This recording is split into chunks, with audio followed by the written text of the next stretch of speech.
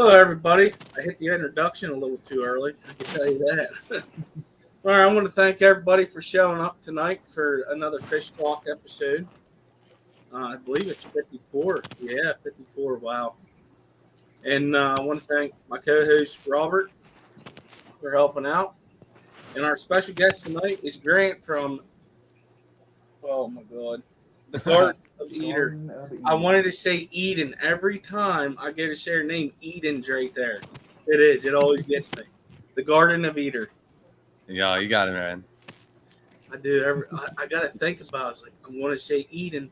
Got to get it ready in my head to say it right. I got a rough name, man. I almost always got to repeat my first name to anybody. If like I'm going to a drive-through and they ask what name it is, Grant. What was that? I'm like Grant, and then Eder, and everyone goes Eder, Elder, Eldon, Eden. You know what I mean? So they jump around the bush. Yeah. Yeah, it does. Like I get that too a little bit. They're like, your last name ain't Skipper. I'm like, yeah, it is. You Yeah. need to see my driver's license if you don't believe me.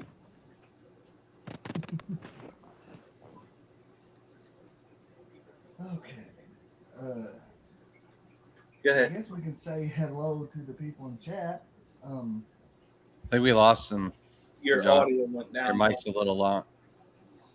Uh-oh. How's that? Is that better? Yeah. Oh yeah. Yeah. Okay. Yeah. Like sometimes it'll like go behind me and I can't see it. But sorry about that. Um, so do you want me to go ahead and start saying hello to all these fantastic people in chat here? Go ahead. Alrighty. Let's see here. We got starting off Garden of Eder, Grant. Hello, Grant. We got Lefty with a bunch of numbers. Hey, Lefty. How's it going, man? And of course, the one and only Patty's Petite Tanks. Good to see you, Patty. We got Dennis with Bigfoot Fish Tanks. Hello. And Doc Anthony with the Amazon Research Center for Ornamental Fish. And I recommend everybody go check him out. He's got some great content. John McKenzie, hello. Good to see you. Mystery Snail Guardians, hello. Good to see you, Annette. Coming in and snailing it from the start. Corridorable, Cali Aquariums, hello. Good to see you again. Fish Dreams, hello. Good to see you as always. Mexicali Fish Keeper, good to see you. Papa Shrimp, good to see you, buddy. Hope you're doing good. Bunny Viper, hello, Miss Bunny, good to see you. Jimmy P's Aquariums, hey man, hope you're doing well. Joe Coffee, hello and welcome. Paul McCarthy, good to see you. Mississippi Hippie Fishes, good to see you as well. Let's see here. Sky Dancer, hello and welcome. Good to see you. Only Oscars, hello. Hope you're doing well. Uh, Just say Shelby. Shelby, hello, Shelby. Good to see you. I was like, how do I even start this? Good to see you, Shelby. Liquid Zoo, hey buddy, good to see you, man.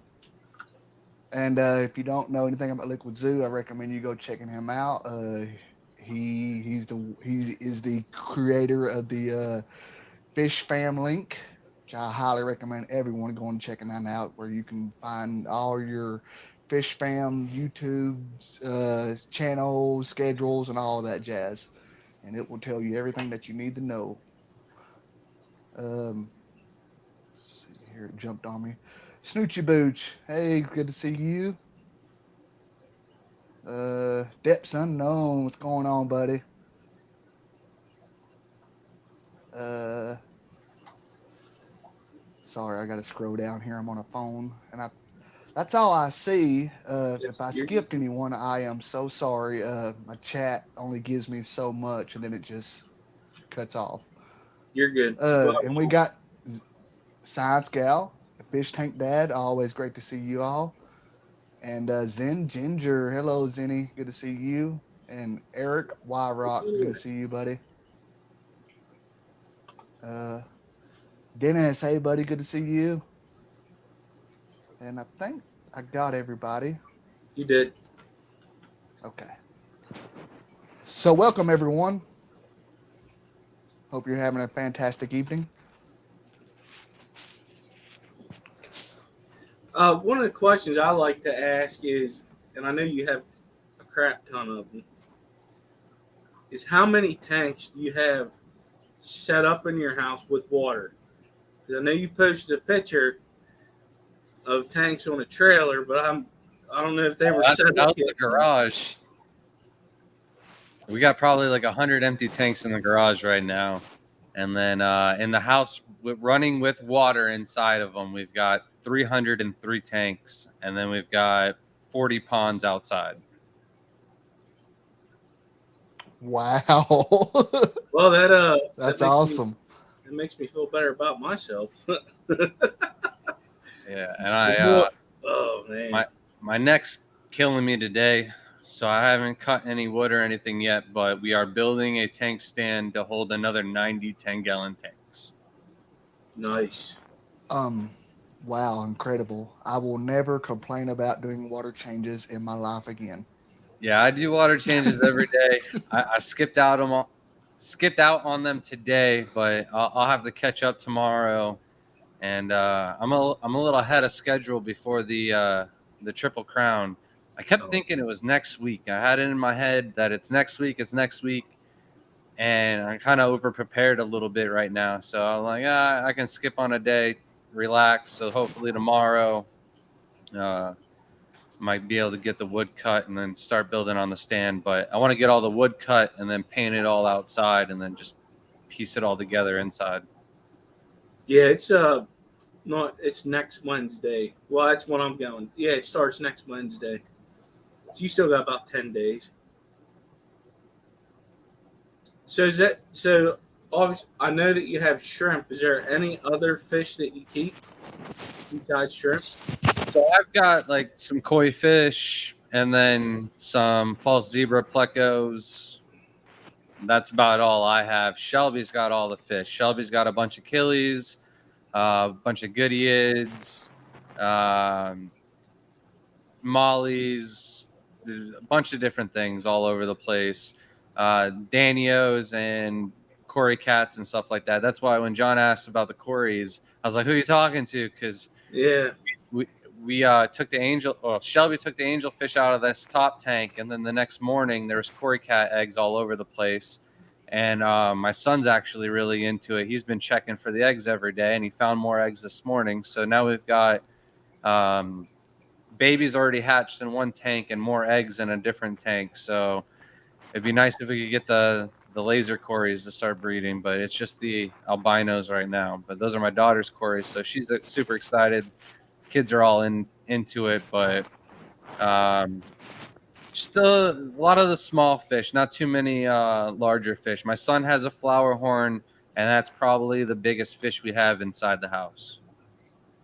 flower horn. Wow, I thought about getting one of those. Guys, real quick, I feel so stupid right now because I just now realized that name that I had trouble pronouncing is Shelby, and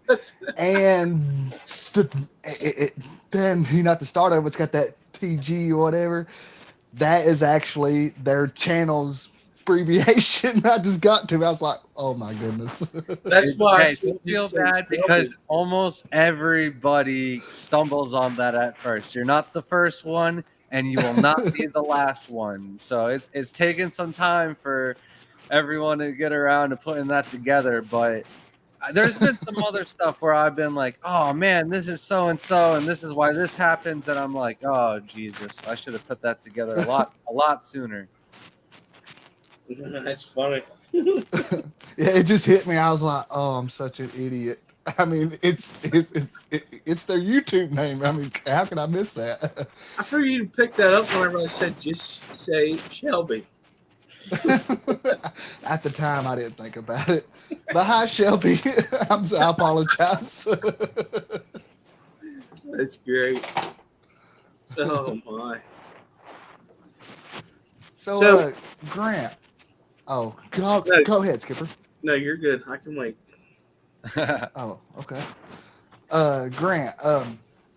So like everyone knows you as the fantastic shrimp breeder, guy, and so so like which shrimp species would be your absolute f- f- favorite as far as like Caridina or like Neocaridina, and if they're like blue bolts or whatever.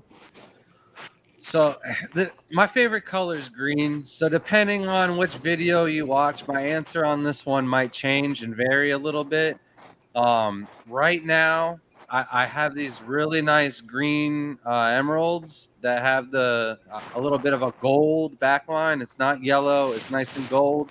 I only got like 3 of them, and I've got some really nice orange-eyed green tigers.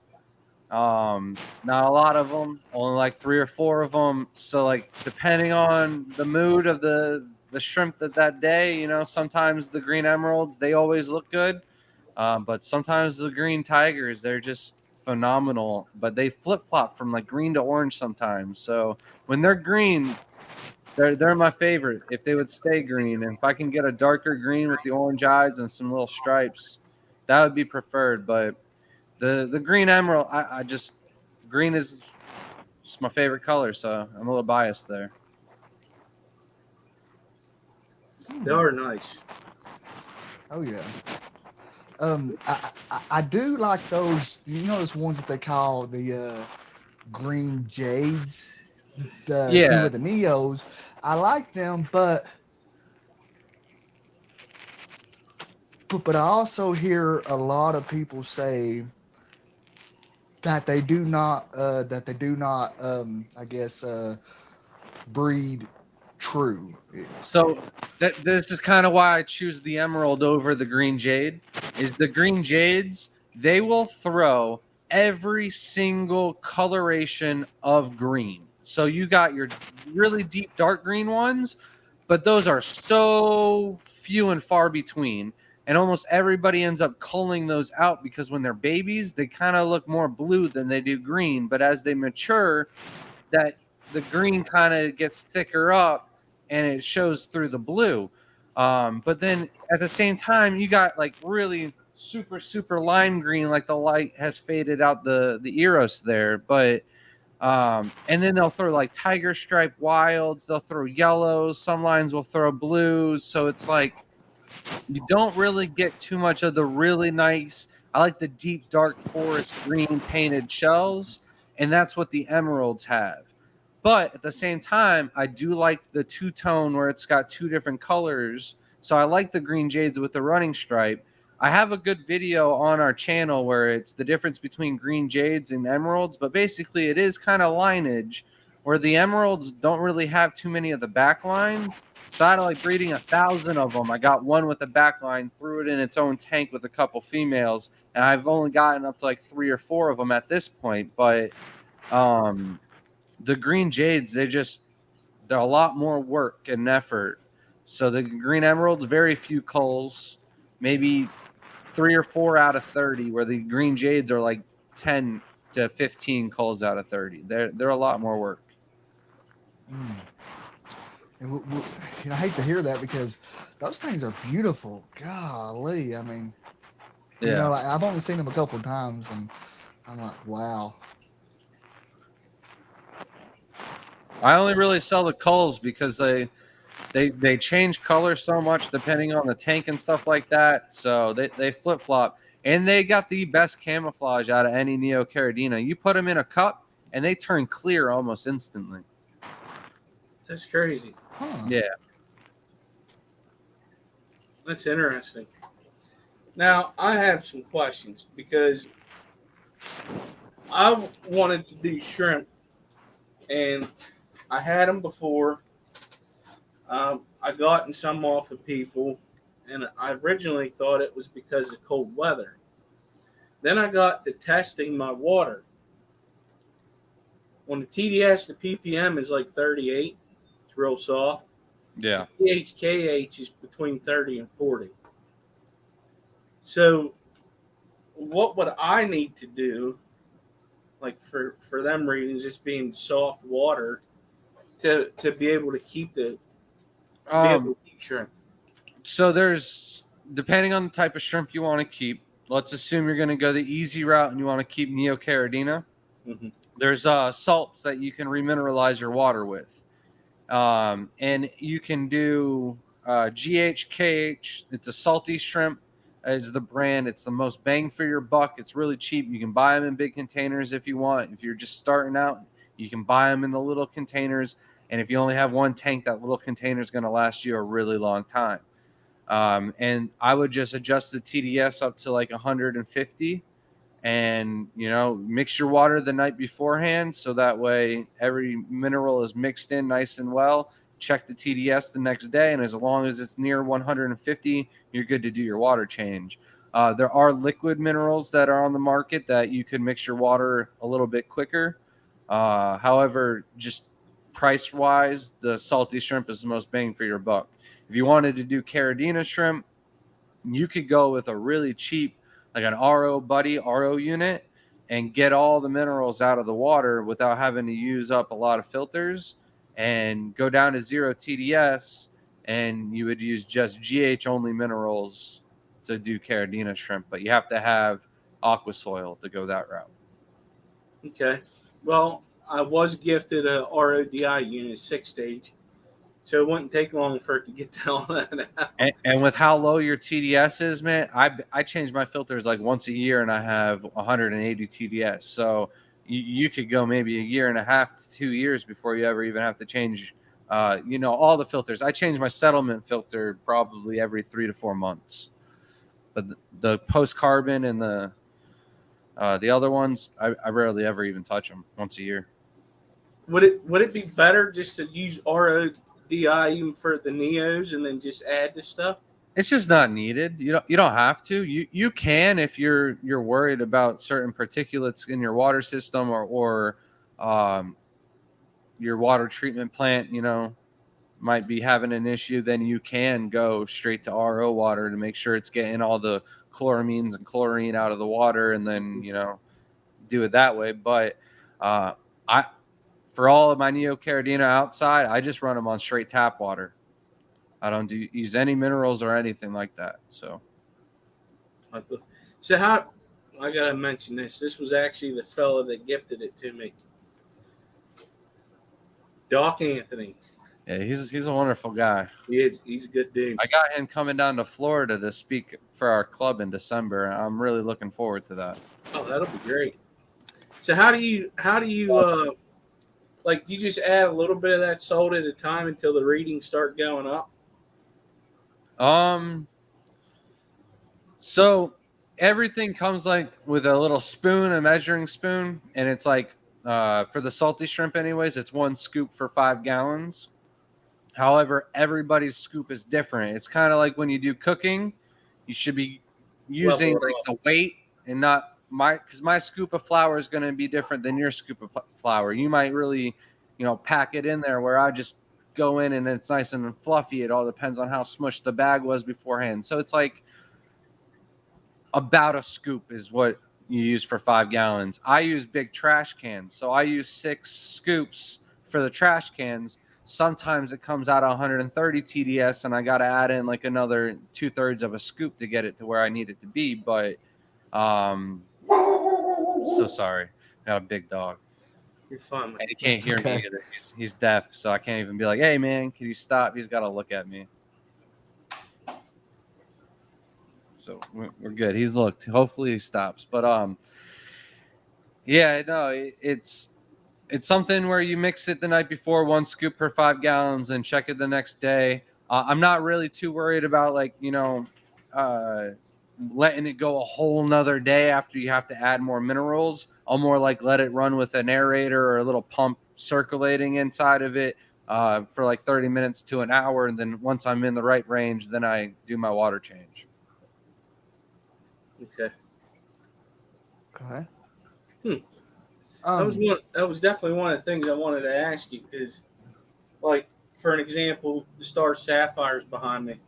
When I originally got them at the Keystone Clash last year, I just plucked and dropped them, and then everything was going good. And then all of a sudden, they died. And I was like, "Wait a minute! I gotta have soft water if them cichlids die." So I added aragonite to the substrate, and I got another set off of Peplin Creeks, and they've been doing great ever since. As a matter of fact, I got to save money up, put a 75 behind me. I got 7 of them. Yeah, you don't have to have the hard water for the neocaridina even. So you want to have to add argonite or anything like that, but Yeah, you do need to add some type of KH or something into the water to raise the minerals so that they molt correctly and that the pH stays stable. Because the KH will help the pH stay stable. If there's no limestone or something else that's doing the buffering capability, your KH will do that for it. it's good to know. Grant, Thank you. it's a good thing that we got you on here because I got a big question for you that I'm sure would be very helpful for a lot of people in chat and stuff, and they may have had similar issues as this, but anyway, I'm like, have you ever had to dose that stuff called no planaria? And I say that because fact of I tried it one time, and the time I tried it, it killed every one of my shrimp except for one. I'll touch up on it here, but I do have a good detailed video on our page about using no planaria. But there's two tips that I like to tell everybody with the no planaria. One is dose at nighttime. Whatever the reactive chemical that kills off the planaria, it starts to dilute and dissolve in sunlight. So if you dose it in the morning, it's not going to be as effective as if you dose it, right at sundown, kill all your lights off. So that way the active ingredient has full maximum efficiency and effectiveness to kill off all the planaria. The second thing is it is killing the planaria, but it is also killing off multiple different types of single-celled organisms. This includes your beneficial bacteria in your filter. So the next morning, what you need to do is take those poisons out of the water column. So I do a 90% water change the next morning. I know it kind of seems like, oh no, that's a lot that can shock the shrimp, but leaving the poison in the water is going to do worse damage to your bacteria, and basically anything that crashes in the tank, your filter won't be able to handle it, and then you're going to have an ammonia spike happen. So the very first time I treated for no planaria, I used the dog dewormer. And dog dewormer is an absolute beneficial bacteria murderer. That will kill your bacteria faster than anything. With the no planaria, I found as long as you do your water change the next morning, the bacteria, some of it will die off, but a lot of it will be there. And also, when you do your water change, add more bacteria, some liquid beneficial bacteria, to help replenish the ones that were killed off. So, yeah, that's my little tip there. Cool. Well, I greatly appreciate that. All because I didn't do none of that. I tried to guesstimate how to dose it based on the pack because it's like written in a different language. So the pack is like kind of there because they want to sell products. So they want you to use the most products. So they're not going to tell you to get the best effectiveness out of the product is to dose it at nighttime, because they want you to dose it the second and third time. So that way you use it more. And then it even says in the directions like, oh, wait it out. And if you see more, dose it again. So, and not only that, but you're buying new plants, even if they come from someone you really trust, just take the precaution and dip them. I dip with no planaria. I had some Java ferns that Shelby she went through half the chunk of Java fern, and we still have freaking so much of it.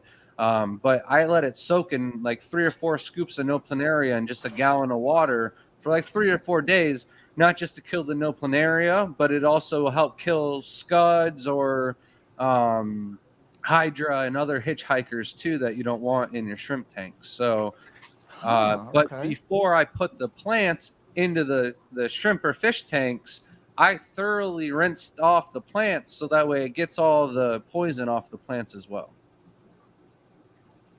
That's a good idea.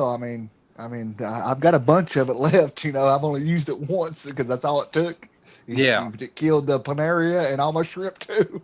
I So go I through mean, I quite a thought, bit of it because I try to get some plants everywhere we go, something new that I don't have or something like that.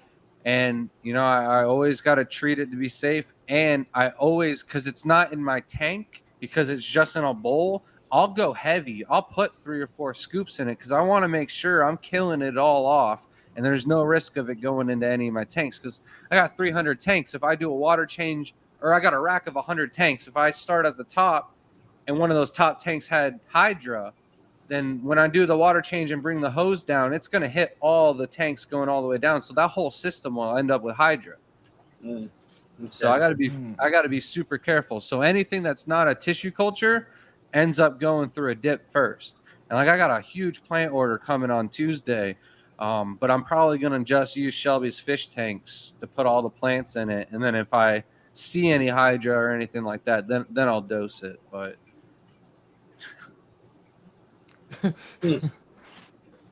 That's interesting. uh, I never heard of doing a plant dip like that with just planaria. yeah, there's like bleach and alum and other things, but those are all like real damaging to the plants. Like the no planaria product, I don't even have it on my website. I probably should for how much I hype it up, but like it for sure is the best product to use for taking care of, stuff in the tank. And then, if you're wanting to treat plants, I really overdose and let the plants soak for 3 or 4 days, and it really doesn't do any damage to the plants. You let plants float or whatever for 3 or 4 days, you'll get some melting, but there's not any extra melting or anything like that. So I highly recommend using it. okay. So, And also real quick, Skipper, did you see Callie's question there? I have it started. So Okay. she wanted to know how to raise the pH, and you were saying that salt. I knew I'd forget it. The salty shrimp. Salty shrimp. So you can add salty shrimp. The other way is baking soda. Will also raise your KH a little bit, but I would use the GHKH because you're going to want to bring up your GH too. It's very weird if your KH is higher than your GH. Chances are your test kits are off. So I would dose properly with the salty shrimp GHKH plus. If you buy the GH only, you won't get the KH raise as well. Zen Ginger wants to know, how do y'all feel about those little mineral balls that they sell like loose gumballs at their LFS count at her LFS counter?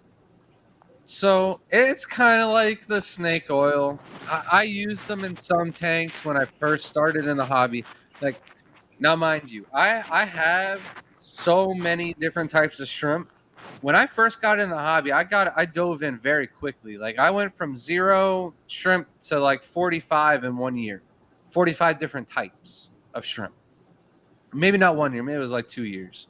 But before I knew it, I was like, man, I can make a living off of this if I just focused on it. But I was spending all sorts of money that I shouldn't have when I first got into the hobby. I mean, I tried every single line of products. I bought everything and anything that came out on the market. And lucky for me, I got over it before like all the real like weird botanicals and pods and stuff like hit. So like the maximum amount of Shelby, if you're watching, can you come turn off Jaden's Xbox? All of his friends are inviting him, and I'm getting all the updates on the computer here, so it's hard to stay focused. I kicked him out of his throne, and somehow he still managed to take over. So that's Call of Duty. man. I don't even know where I was. It's so distracting. What was I talking about?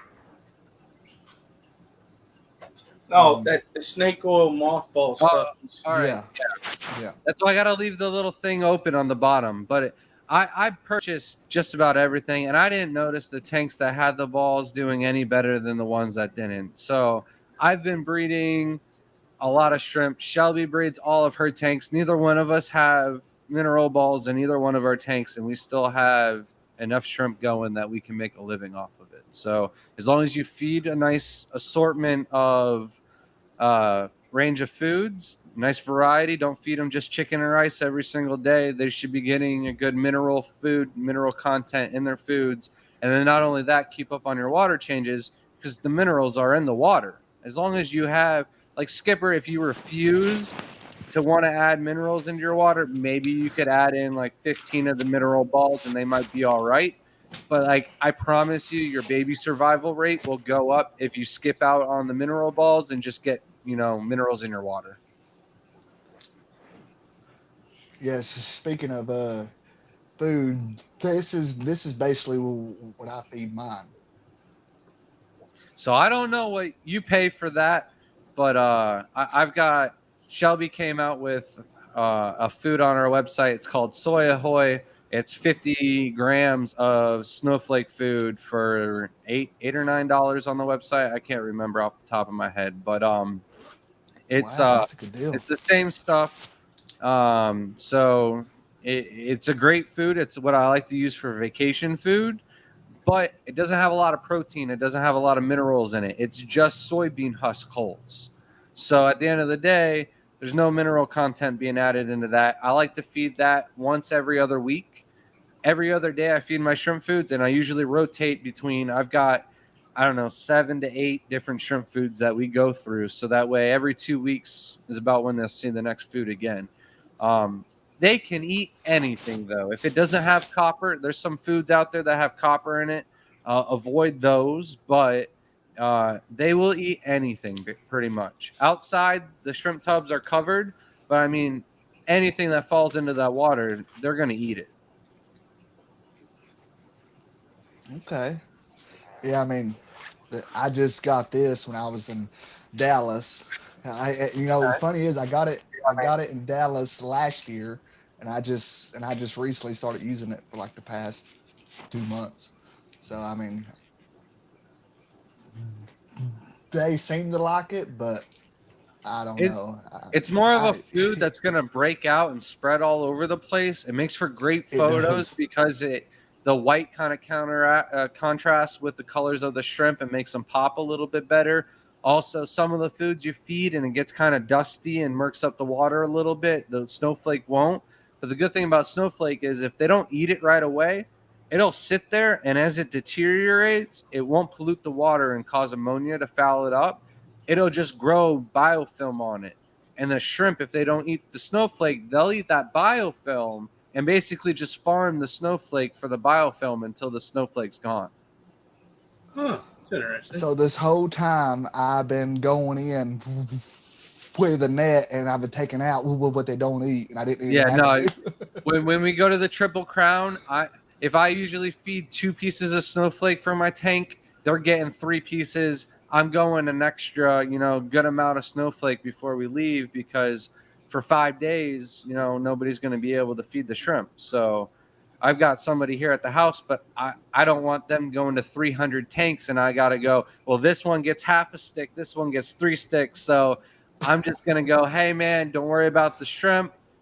Take care of the dogs.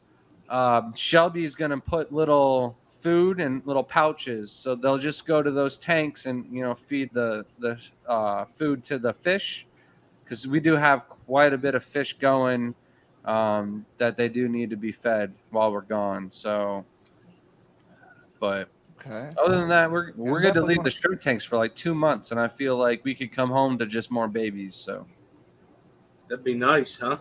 Yeah, the fish though, it's making traveling kind of hard. Yeah. It's Luckily, always those daggone fish. Well, Less luckily, fish, more shrimp. yeah. that's why people ask. They're always like, "Oh, I want shrimp, but those are too difficult for me. I just stick with my fish." And I'm like, "Well, if it was fish, I wouldn't have 300 tanks. I have 300 tanks because like 20 of them are fish, and those are Shelby's. And then, she helps me with the shrimp tanks, feeding everything and whatnot. But water changes, I could skip them if I had to, or you really can't skip them that much with fish, especially if you're feeding properly. And if you have fry and stuff like that, that's way more work. Oh, I'm sure.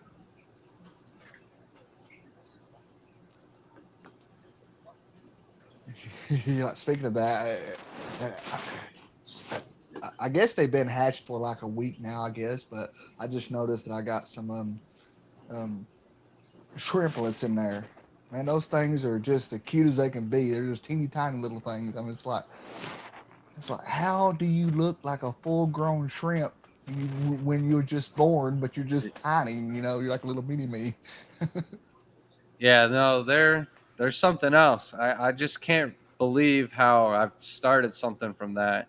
I used to breed chameleons, and I'm not that patient. I know I was young. I know if I stuck with it, I could have made something cool. But I got the opportunity to take over the business from my dad, and I didn't have time to take care of crickets and worms for 2 hours a day. So I got out of doing chameleons, and I got a shrimp tank.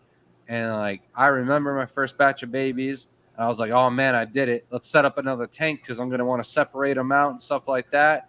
And one tank led to two, led to three, got a different color, and then the next color paid for the next color, paid for the next color, and then I'm like, I really don't need to be doing this other job. I should just focus on doing the shrimp thing. So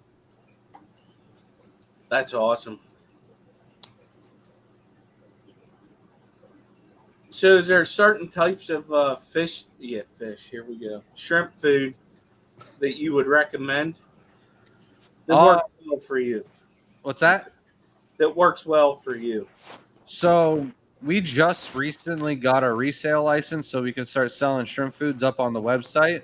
But before that, I had a couple shrimp foods in rotation. Like I mentioned, I use about 8 of them.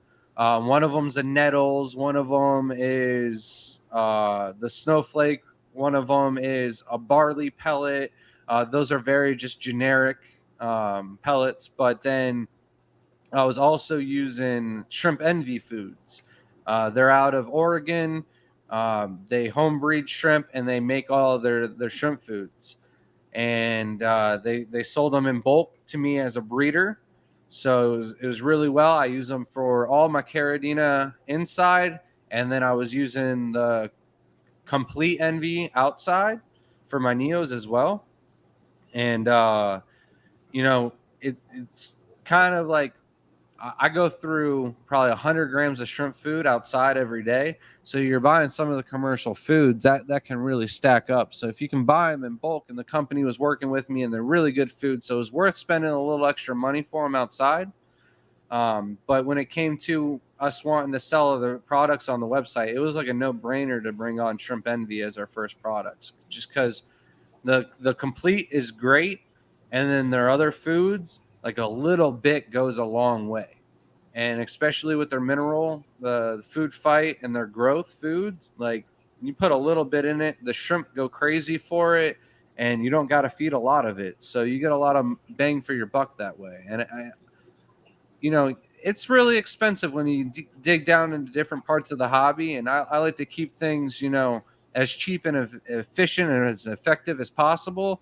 So that's why I stuck with their foods. And I knew that my reputation would be still kept solid by offering their food. So there's a couple other ones that we're going to bring on eventually. But if I'm going to recommend foods, the Shrimp Envy line. And they also have like a little starter packet that they sell. So you can try all of their foods by just buying one pack. And I highly recommend like a good variety. And shrimp food is expensive. Like I mentioned, they're like $16 per shrimp food. So if you want a good variety and you only have one tank, you can get the sample pack, and it's really good bang for your buck price wise. I had Shelby put I made her a mod so she could put the your website in the chat, because you go to your YouTube channel, you don't have it on there like in the about section, so I couldn't remember where it was. I'm really bad at like advertising. Like this year, Shelby, well, a little bit before this year, I guess it's been like a year and a couple months where we've been taking the YouTube serious. And then, the beginning of this year, Shelby's like, we need to get a business license, get, a resales license, and start taking things more serious, because I've kind of just been treating it as a hobby that's just paid for more of me to have more hobby. Some of them have hobbies that pay for itself.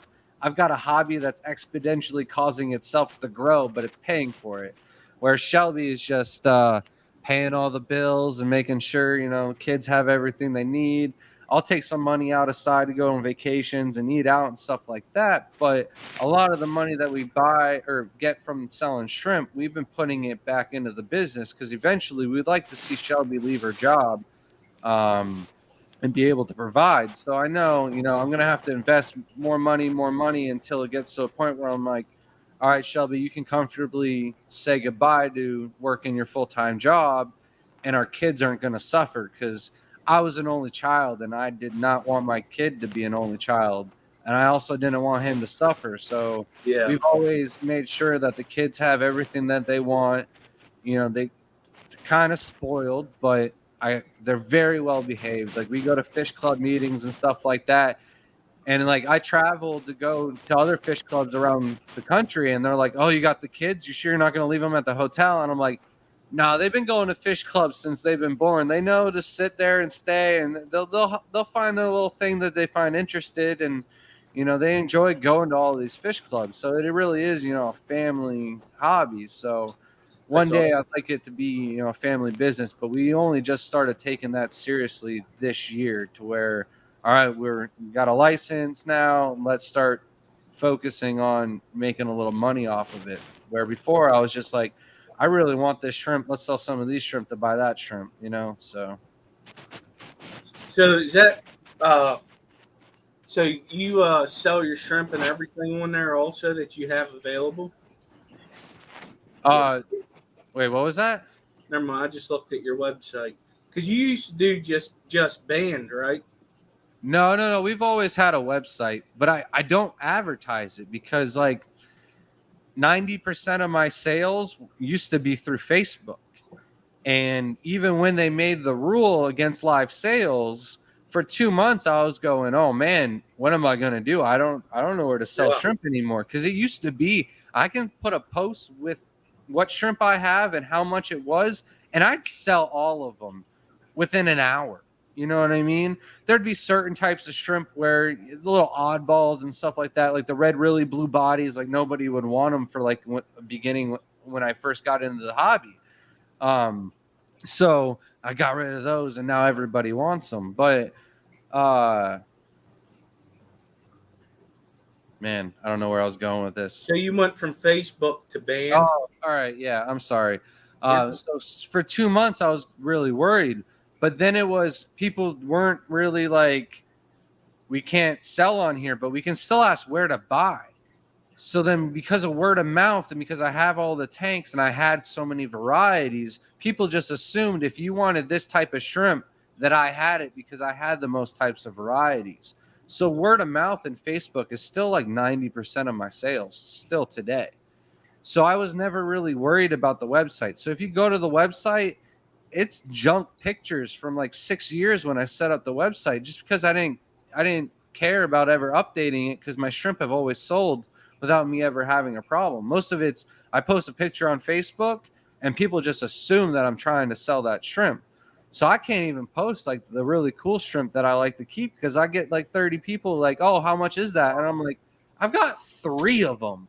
3. I'm trying to breed them out. And they're still like, well, what's your price going to be? And I'm like, I couldn't even tell you if I'm going to be able to breed out these and make a colony in a stable lot.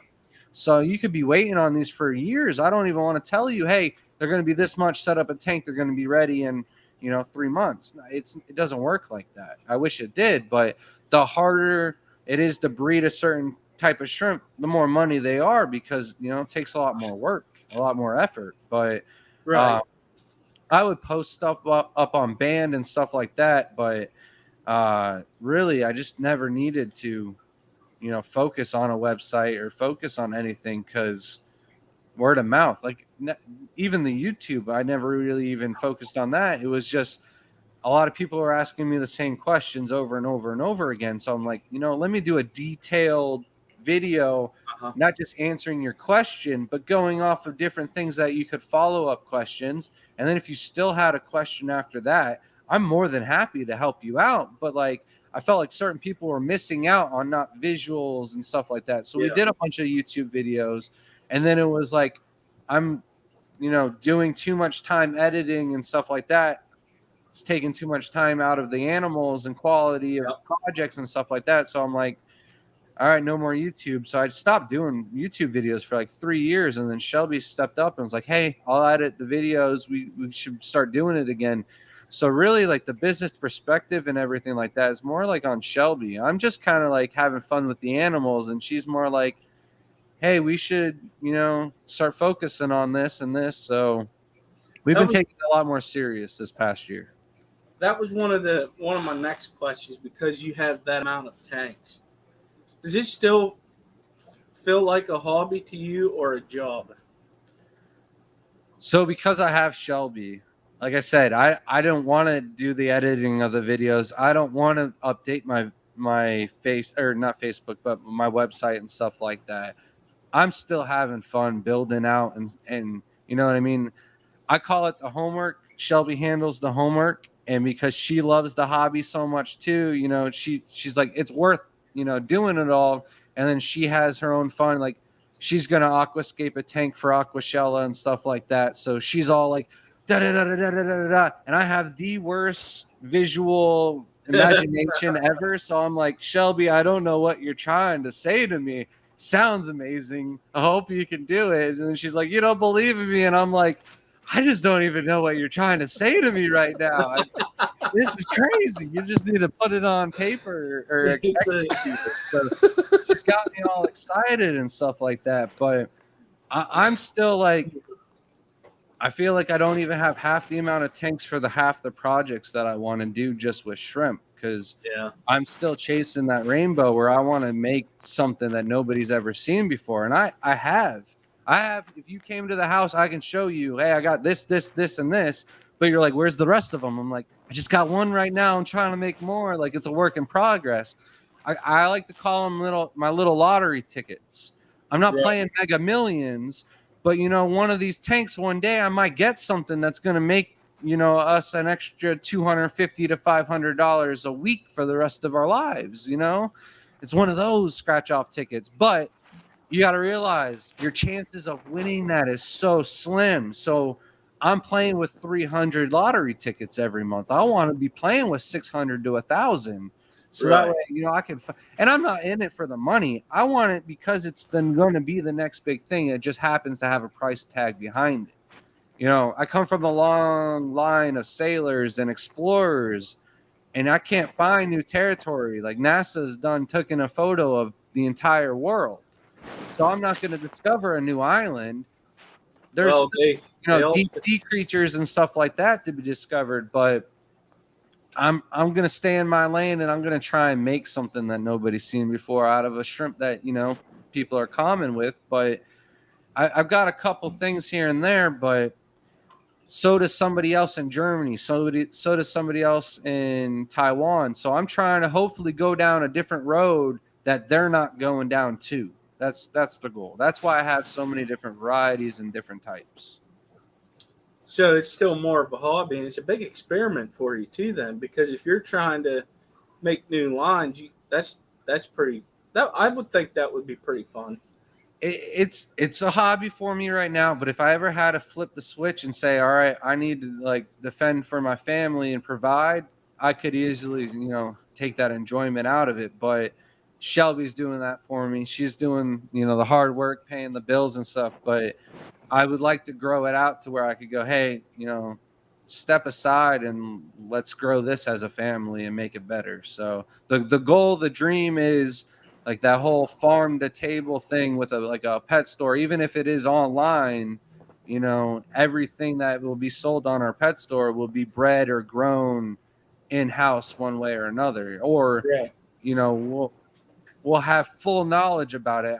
I'm not dissing the local fish stores and stuff like that, but I never want to tell somebody like, hey, you can buy this, throw it in your tank, and then they realize like, oh, I should have never done that. I needed a bigger tank, or I didn't have the right water or something like Yeah. that. So I am working with like a couple of the breeders, and I'm like, hey man, I don't want you to feel like I'm taking all your secrets, but I don't want somebody to ask me these questions at a meeting if I'm selling your fish, and I don't know the answers. I'm just like, I can't tell you what to do, so I'm going to need to know all the ins and outs of what you're doing with these fish before I even bring them on. So I don't want to import, I don't want to buy from these big box stores. I think the only thing I'd ever might do like that would be the bamboo and the Amano shrimp, just because you can't breed them in captivity, and they are super cool. Like, I love shrimp. They're an invertebrate. They're bigger than the ones I can keep here, and you can like keep them with like discus and other like really nice planted aquascapes. So I might import something like that, but if it's something that can be bred and sustained in the hobby, I'm doing that first. That makes sense. I would Absolutely. prefer that anyways, because you know what you're getting, the quality of it. It's very well taken care of. So don't gripe about, say it's a cherry shrimp for an example. It's going to be maybe $1 or $2 more than what you would normally get at a pet store, but the quality of it is what you want, because it's going to last longer. Yeah. And size matters in that ratio too, because a lot of the pet stores, you go and buy the shrimp and they're already 3 centimeters long, and the reason for that is because they've gone from one pet store to one fish farm to a distributor overseas, and then they flew on a plane over here and probably went from 2 or 3 different distributors before they ended up in the pet store. And by that time, they've traveled 5 or 6 times. They're just stressed out. And then you're going to throw them into a tank. So by that time, they've experienced 6 different water parameters.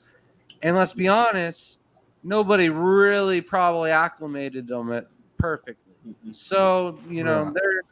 they've gone through so much. The reproductive organs are the first thing to take, the hit when they're going down. So if you're buying shrimp and you want to breed them, get them at 1 centimeter in size. That's going to be your best chance for breeding shrimp.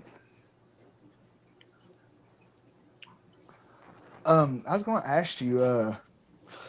I noticed that in my shrimp tank, I have these. I'm pretty positive that they're called the seed shrimp. Yeah. They're like these little tiny little, they're just really tiny, and you see them just moving. They're super tiny, like the tip of a pinhead, right? Not the size of like 1 centimeter. Right. All right, yeah. These things are staying really little. I just didn't know if they would be harmful to the shrimp, or perhaps you just don't touch them. If they bother you, if anybody really doesn't like the seed shrimp, you're just maybe overfeeding a little bit. So cut down on feeding and the seed shrimp will disappear. However, a good, nice population of seed shrimp is a good sign of a nice, healthy ecosystem, a nice, healthy shrimp tank. And no matter what you do in any tank, you're going to have seed shrimp. You don't see them in the fish tanks because they eat them. You know what I mean? But any tank that doesn't have fish, you're going to end up with seed shrimp because they're literally in the air. You're breathing in seed shrimp eggs, you know what I mean, throughout your lifetime. It's happening. Though, no matter what happens, you can take a bag of gravel from anywhere, fill it up with water, take the chlorine out of the water, put a pump in it, and eventually the seed shrimp will come without you ever even needing to put food in the tank. So anything that you can have in the tank, snails, the little seed shrimp, the little detritus worms. I love the most biodiversity that you can have without competition. So the planaria, the hydra, and stuff like that, where they're going to be eating off. Of course, here, mind you, the caridina and the neos, they're going to eat the seed shrimp. They're going to pick them off and eat them as they can too. So there is Nice. going to be reverse carnivorous action going on, but I don't want something else eating the baby shrimp, because at a microscopic level, those baby shrimp, they can be eaten by scuds. A female scud will have birth and then have a craving for protein, so she can go after a bunch of baby shrimp. So I don't like scuds. I don't like um, mosquito larvae, or these other predators that can eat baby shrimp. But the seed shrimp, those are no issues. I love those in all my tanks. I actually Okay. know, if I'm cycling a tank and I see a good healthy population of seed shrimp, that tank's probably going to do better than the other ones that don't. Okay. Interesting. Awesome. Well, I knew I'd learn something today. Now I just gotta let it sink in. Because I've always have loved shrimp, but just I was having problems keeping them. But now I know what I need to do.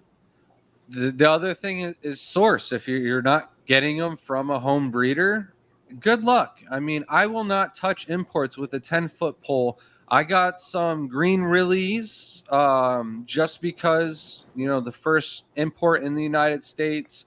I'm not going to wait years to get a hold of my favorite shrimp. I mean, I like green. So, and I almost told you, like, when you asked me my favorite shrimp, I was kind of thinking in the back of my head, I'm like, man, I've got some green rillies with blue bodies that I like them. I don't have enough of them to post a colony up and say they're my favorite just yet. They're going to take a lot of work compared to the emeralds that don't need a lot of culling and stuff like that. So that's kind of like taken into consideration on my favorite. I am kind of lazy, so the less work I got to do, the better for me. So, and that's why I like the emeralds, is there's less culling on the emeralds than the green jades. So, but I lost like half of my emeralds, and they showed a little bit of fungus issues where I don't have any fungus in my house. So I'm not even doing water changes in their tank with the same hose that I use for the rest of the water. Even though I can, bleach and clean the hose, I just don't want to even take that risk. So I I've done Paragard, and doing Paragard, I lost some of the shrimp, but yeah, no, it's just with imports, you get fungal issues, you get other parasites, you get older shrimp that have just gone through so much issues that they don't breed very well, and they look great, because one of the things is the farms, they catch the biggest, the best, the brightest shrimp, because they don't want anybody complaining about quality down the line. So you do end up with really nice shrimp, but health wise, they're not the best.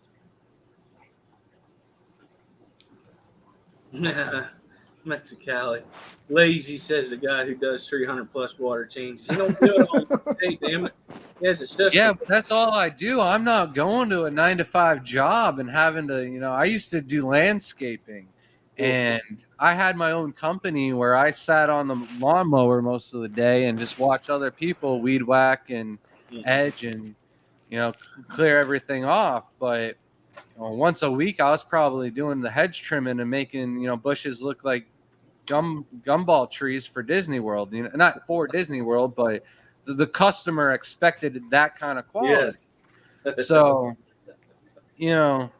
doing other jobs is just way harder than doing water changes. So I don't know. I am lazy. I know I got to get to the water changes. I don't want the pets to suffer, but it's why I do shrimp instead of fish. That's why Shelby's doing all the fish, is because she feeds the fish 2 times a day. I feed my shrimp every other day.